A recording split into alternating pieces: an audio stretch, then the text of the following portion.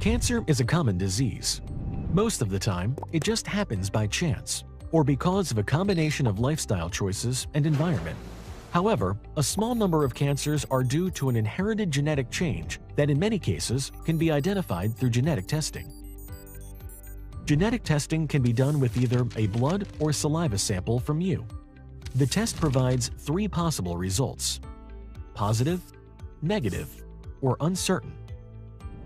A positive result means that we found a change in one of your genes that we know increases your risk for cancer. Some changes have a greater risk for cancer than others. A negative result means that we did not find any changes that increase your risk for cancer in the genes that were tested. A variant of uncertain significance, or VUS, means that a change in one of your genes has been found, but we don't know if it increases your risk of cancer or is just a normal difference between people. Researchers are working on clarifying this. The benefits of identifying your inherited risk are improved prevention, early detection, and treatment of cancer. Your test results benefit not only you, but possibly your children, siblings, and other family members. The risks of genetic testing include the psychological impact of learning that you are at an increased risk for cancer and that this may affect other family members.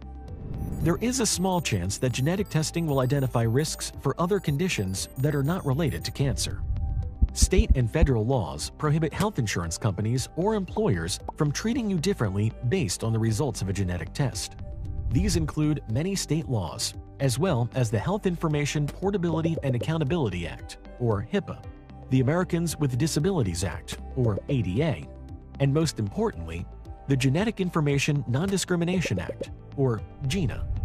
GINA does not cover members of the military, and it does not apply to life insurance, disability insurance, or long-term care insurance.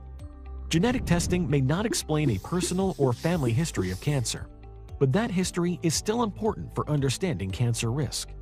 Your personal care is based on your genetic test results and family history. This information allows your provider to work with you to tailor a personal care plan for preventing, detecting, and treating cancer.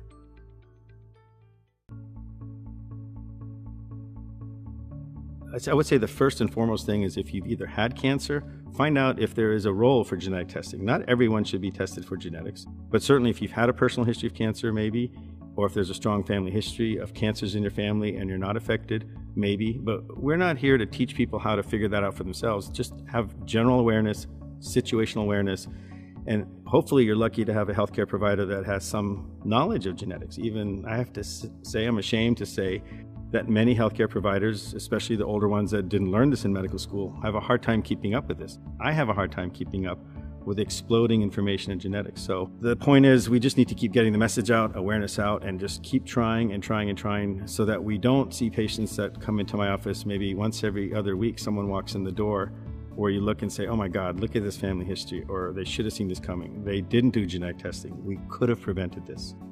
So really what we're getting at with genetics isn't just to know or to find out about your genes, it's to be able to prevent cancers, not just explain why we got cancers.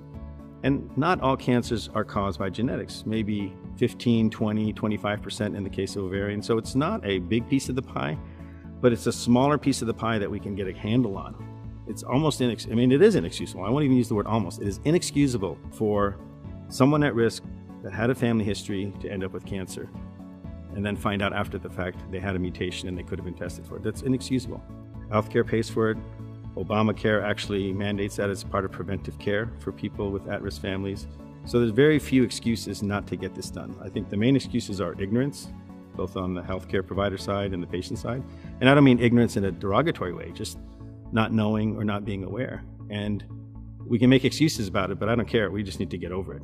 And whatever it takes, whether it's a movie, a lecture, newspaper article, another Angelina Jolie, whatever it takes, we need to get the message out.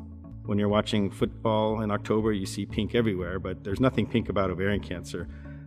It's not as prevalent as breast. Breast is 10 times more common than ovarian, but ovarian is twice as deadly. And for patients who have a BRCA mutation, breast cancer is only twice as prevalent. And so in the world of genetics, ovarian cancer is actually a more important gene in terms of its potency related to a genetic mutation. So it's important not to forget about ovarian cancer. And another reason people forget is they see a lot of breast cancer in the family. Many of the women have had their ovaries out preventatively, and someone always becomes the first one with ovarian cancer, and then they go, why didn't we think of that? So it isn't just about the breasts, it's also about the ovaries, but it isn't just about the ovaries either, and it isn't just about women either. There's an interesting fact with BRCA2 mutation, for instance, which isn't as powerful for breast, but men have a 9 times higher risk of prostate cancer, a more aggressive, more deadly form of prostate cancer with a BRCA2 mutation. So another common error is to always talk about the women, the breasts, the females in the family, and forget about the men that can also pass this along, can also have these mutations, can also get cancers. And I can rattle off more lists. Pancreatic is also part of BRCA. There's a thing called Lynch syndrome where there's a whole list of cancers. So genetic mutations can predispose to more than just breast and ovarian cancers. And so for the general population out there, if you're lucky, you'll have a healthcare provider that has the broader picture and doesn't just think about BRCA, doesn't just think about breasts, doesn't even just think about the breasts and ovaries, that looks at the whole picture. We have partnered with leading diagnostic laboratories to offer providers and patients the most advanced techniques in analyzing hereditary cancers.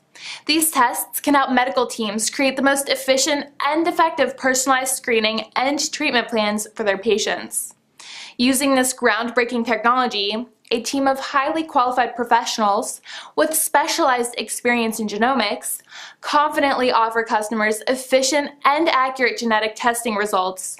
Genetic testing looks for specific inherited mutations in a person's chromosomes, genes, or proteins.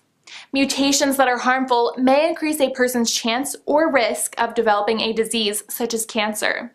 According to cancer.gov, inherited mutations are thought to play a role in about 5 to 10% of all cancers. If you are an individual who has a family or personal history of cancer and would like information on screening, please leave your contact information. Or if you are a healthcare provider or insurance agent who would like more information on how you can offer this potentially life-saving service to your customers, please provide your contact information and a knowledgeable customer service professional will call you.